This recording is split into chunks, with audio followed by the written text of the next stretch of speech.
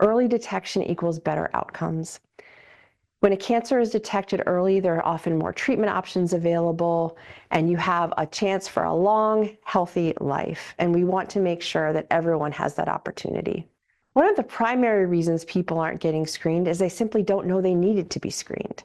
And that's particularly true for people that aren't experiencing any signs or symptoms, or people that don't have a family history of cancer. What we want people to know is that routine screenings are for everyone. Very often, cancer isn't going to show any signs or symptoms in early stages. And the vast majority of cancer diagnoses are in people with no family history. So schedule your routine screenings.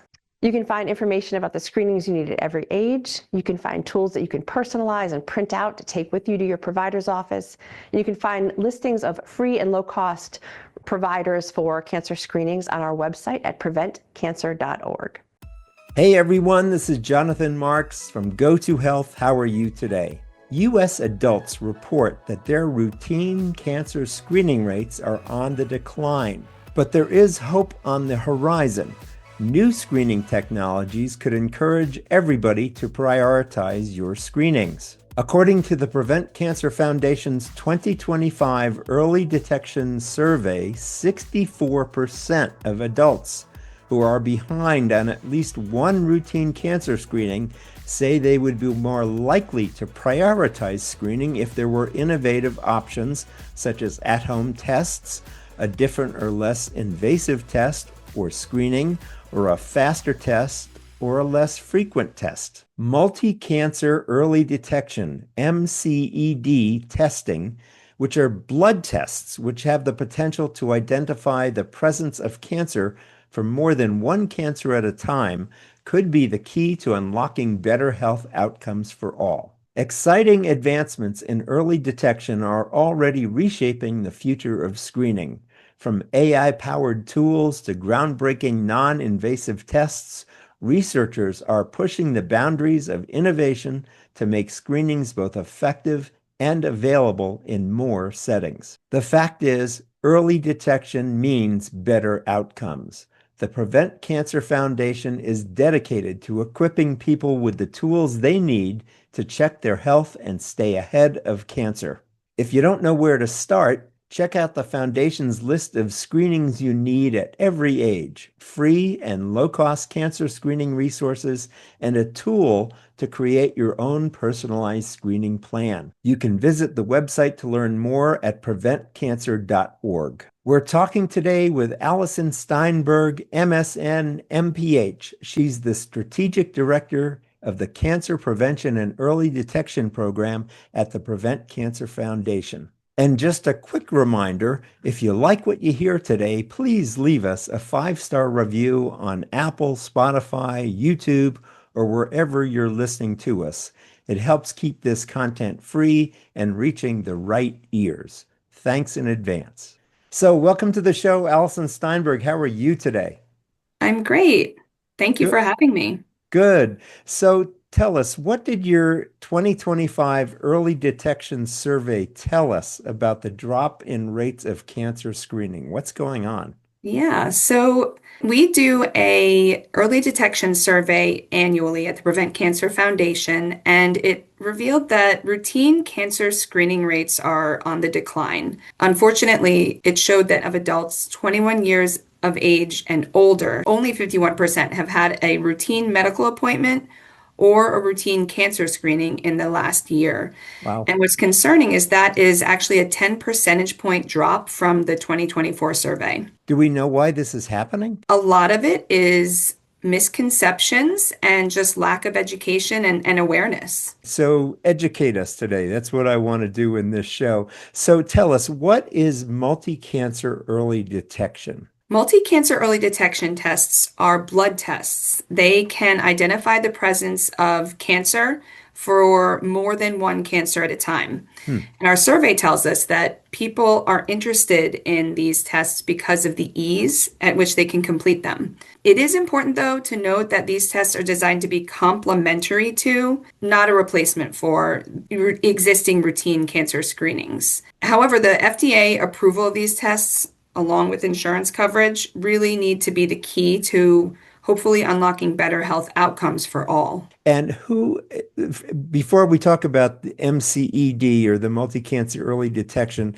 you say that it shouldn't replace regular cancer screenings. Who does normal cancer screenings? How often should they be done? Is it annual? And when you go in and you get one cancer screening, is that for all cancers, or do we have to go to different doctors to get different screenings? Yeah, so great questions. The first step is to have the conversation with your primary care provider. A lot of people get scared by the word screening, but really, screening just helps us know more information, and early detection can help us treat better. We know that early detection equals better outcomes. So, for example, based on your age and your family history, the screenings will vary from person to person.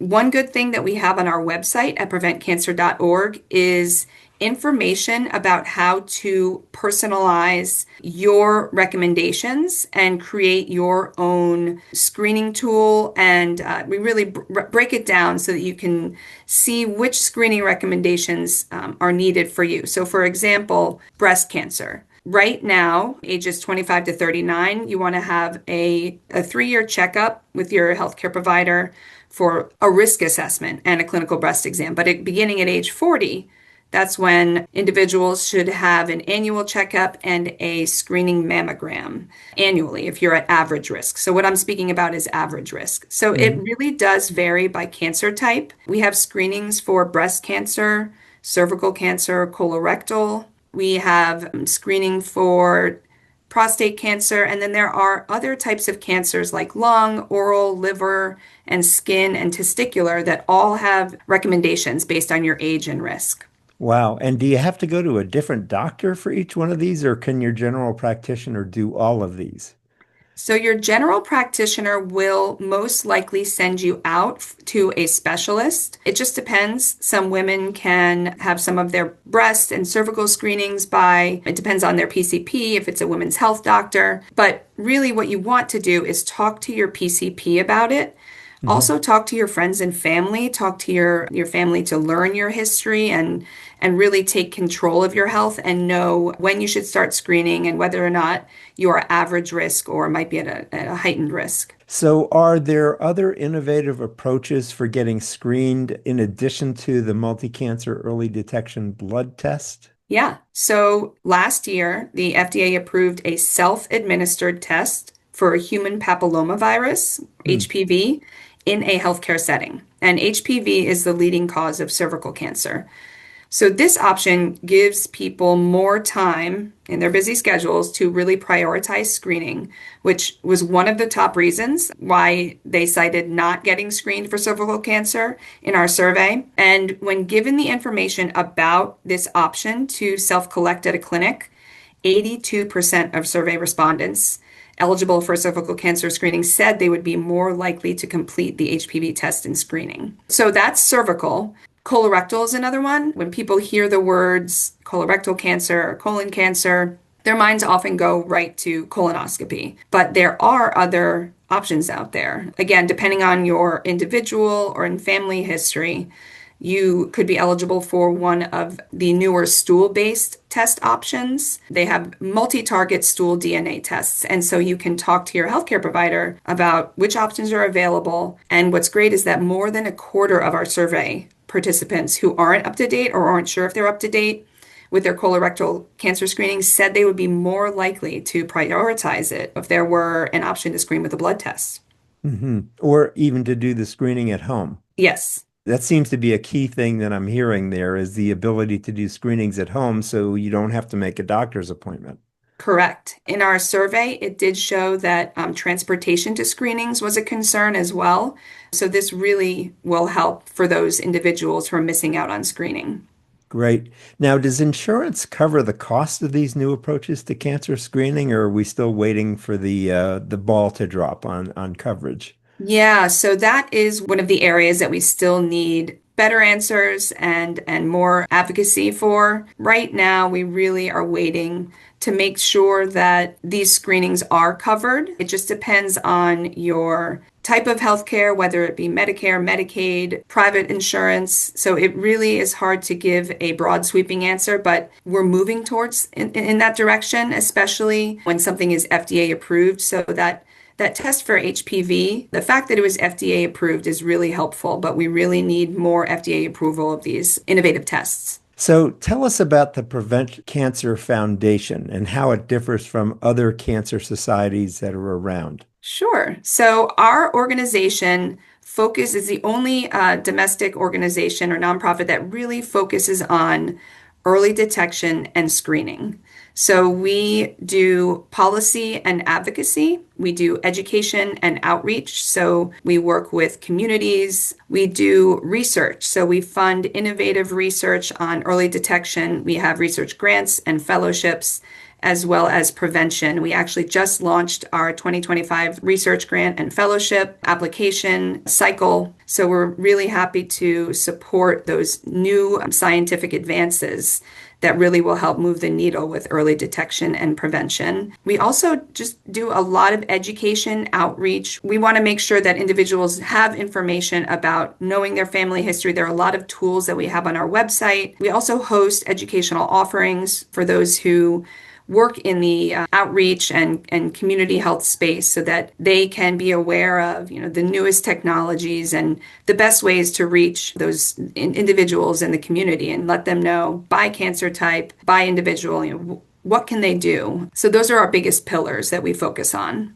Great. And just to repeat what you said before, if people visit your website at preventcancer.org, sounds like they can set up a specific testing regimen for themselves based upon their personal history. Is that correct? Yep. Like I said earlier, early detection equals better outcomes. So the screening recommendations are confusing. So on our website, we really break it down so you can see the routine screenings that you need at every age. So we also provide resources for free and low-cost cancer screenings.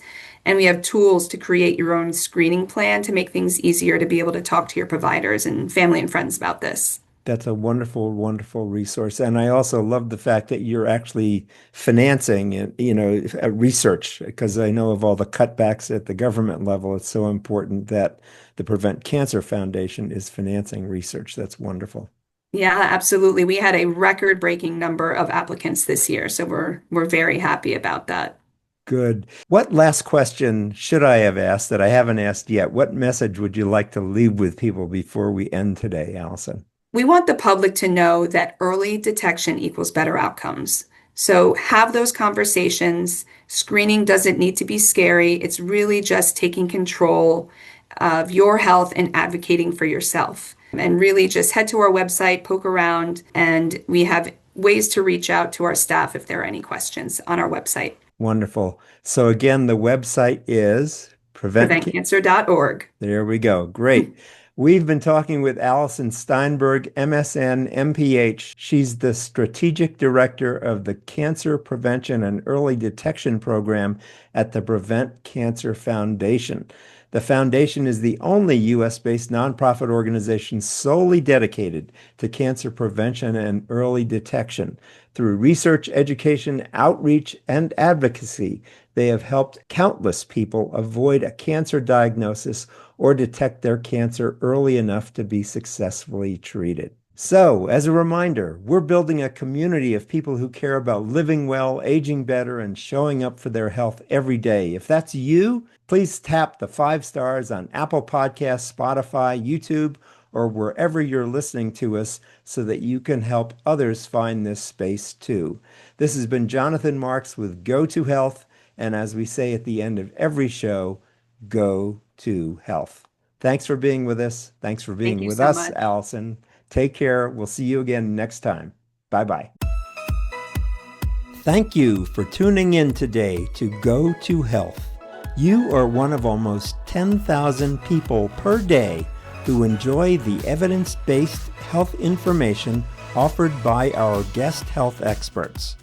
You can watch us on our website and YouTube and listen to us on 8 podcast networks. Be sure to join Jonathan Marx in our upcoming shows each week. If you like our show, please share this episode with your friends and colleagues. You can subscribe to the show, join our email list, send us feedback, browse through the online store, and view our library of over 150 shows at GoToHealthMedia.com.